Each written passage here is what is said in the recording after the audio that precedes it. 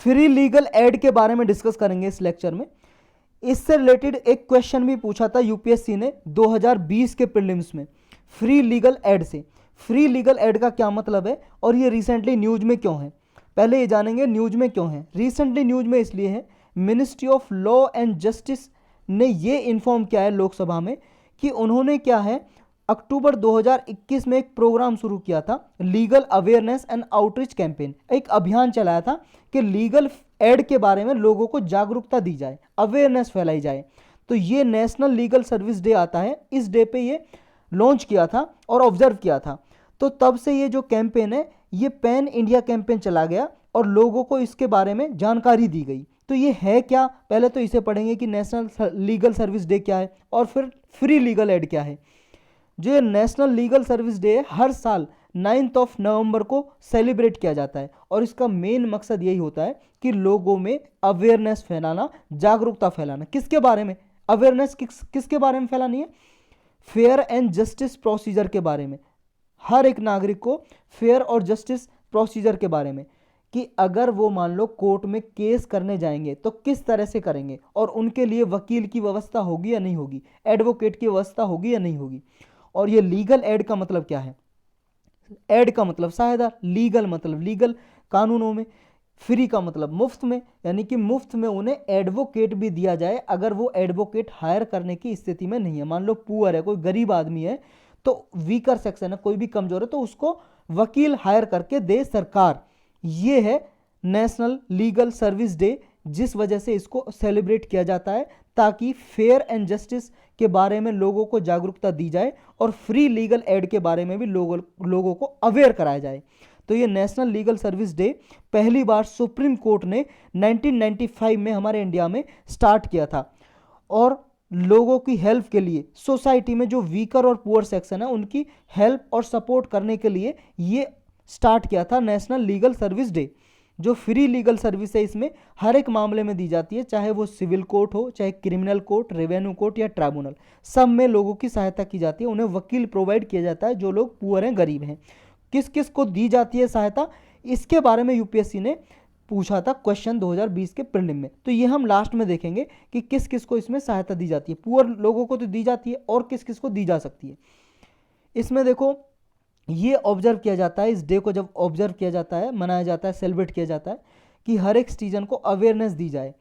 Legal service authority act बनाया था एक गवर्नमेंट ने 1987 में। इस एक्ट के जरिए भी अवेयरनेस फैलाई जाती है क्योंकि इसमें क्या है, इस एक्ट में ही प्रोविजन है जो अधिकार देते हैं लिटिगेंट्स को, जो भी मुकदमा दर्ज करता है कोर्ट में उसको अधिकार देते हैं कि उसको सहायता दी जाए। और जब ये डे ऑब्जर्व किया जाता है, इस डे पे लीगल एड कैंप लगाए जाते हैं, लोगों की सहायता करने के लिए कैंप, तंबू लगाए जाते हैं, लोक अदालतें चलाई जाती हैं, लोक अदालतें, लीगल एड प्रोग्राम चलाए जाते हैं।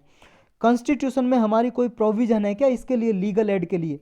बिल्कुल है, आर्टिकल 39A। ये देखो 42nd अमेंडमेंट एक्ट के जरिए जोड़ा था 1976 में। आर्टिकल 39A ये free legal aid and justice provide करने की बात करता है। ये कहता है कि स्टेट की ऑब्लिगेशन है कि वो हर एक आदमी को सिक्योर करे, लीगल सिस्टम प्रमोट किया जाना चाहिए, जस्टिस श्योर करे वो, और हर एक आदमी को इक्वल अपॉर्चुनिटी प्रोवाइड की जानी चाहिए जस्टिस के लिए, न्याय के लिए, कि ऐसा ना हो उनके मतलब ऊपर कोई मुकदमा चल रहा है और उन्हें न्याय ना मिल पाए। तो इक्वल अपॉर्चुनिटी, सबको समान मौके दिए जाएं, फ्री लीगल एड दी जाए। अगर कोई सूटेबल कंडीशन में नहीं है, पुअर है, कोई गरीब है, तो उसको फ्री लीगल एड दी जाए।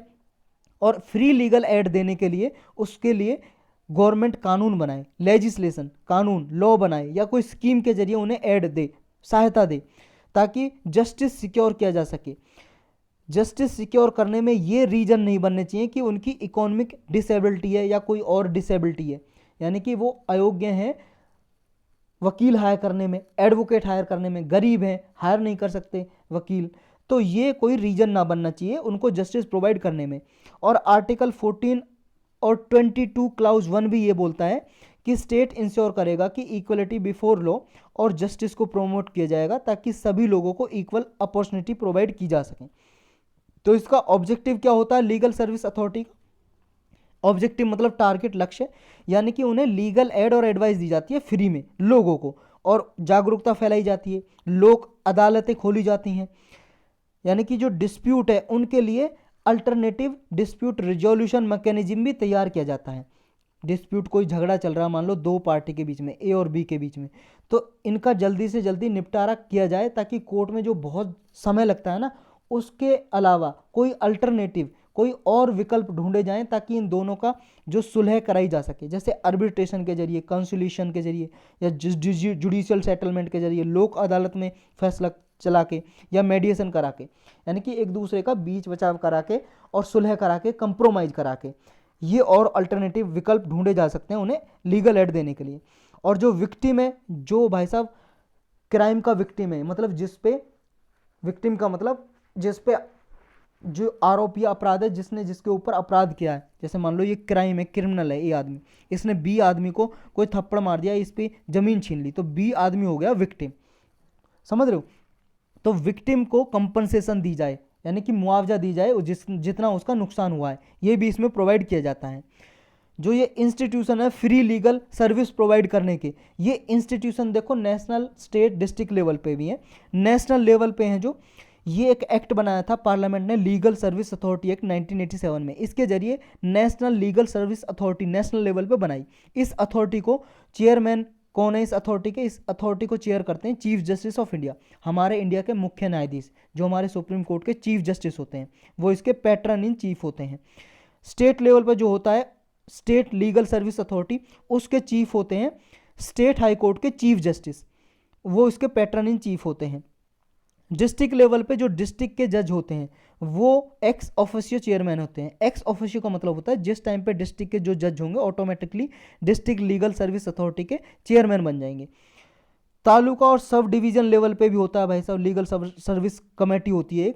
इस कमेटी को सीनियर सिविल जज हेड करते हैं। इस कमेटी को हाई कोर्ट और सुप्रीम कोर्ट में एक high court legal service committee होती है, सुप्रीम कोर्ट में supreme court legal service committee होती है।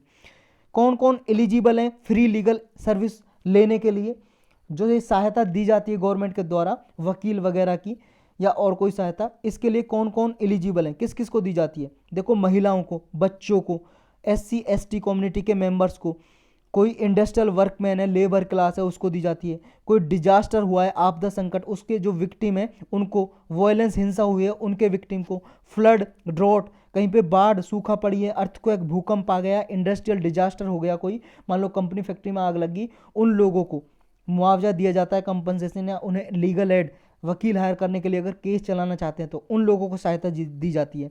डिसएबल्ड पर्सन को, जो हैंडीकैप्ड होते हैं, विकलांग होते हैं, उन लोगों को, जो कस्टडी में पर्सन होते हैं, मान लो कोई पुलिस कस्टडी में है, जेल में है कोई, उनको सहायता दी जाती है। या कोई ऐसा पर्सन जिसकी एनुअल इनकम उस अमाउंट से कम है जो स्टेट गवर्नमेंट ने एक सर्टेन लिमिट बना दी है। हर एक स्टेट गवर्नमेंट अपने स्टेट में ना लिमिट तय कर सकती है कि एक स्टेट में मान लो किसी की इनकम 1 लाख से कम है तो उसको फ्री लीगल एड दी जाएगी। तो जिस भी स्टेट ने जितनी लिमिट लगा रखी है उससे कम उसकी सैलरी है, तनख्वाह है, एनुअल इनकम है, तो उसको सहायता दी जाती है फ्री में वकील दिया जाता है। और अगर मान लो कोई कोर्ट सुप्रीम कोर्ट से अलग है तब तो स्टेट गवर्नमेंट की जो लिमिट है वो चलेगी। अगर केस सुप्रीम कोर्ट में चल रहा है तो उसकी जो इनकम है 5 लाख से कम होनी चाहिए सालाना एनुअल इनकम, तब सुप्रीम कोर्ट में उसको फ्री एडवोकेट दिया जाता है, प्रोवाइड किया जाता है। अगर 5 लाख से ज़्यादा है और सुप्रीम कोर्ट में उसने केस दाखिल किया है तो फिर उसे फ्री में सहायता नहीं दी जाएगी। और देखो जो ह्यूमन बीइंग है, जो ट्रैफिकिंग के या बेगर के विक्टिम है, मान लो कोई भिखारी है या ह्यूमन ट्रैफिकिंग का विक्टिम है, मान लो उसको खरीदा बेचा गया है, ऐसा विक्टिम है, तो उसको भी सहायता दी जाती है इसके जरिए। तो यही था इसमें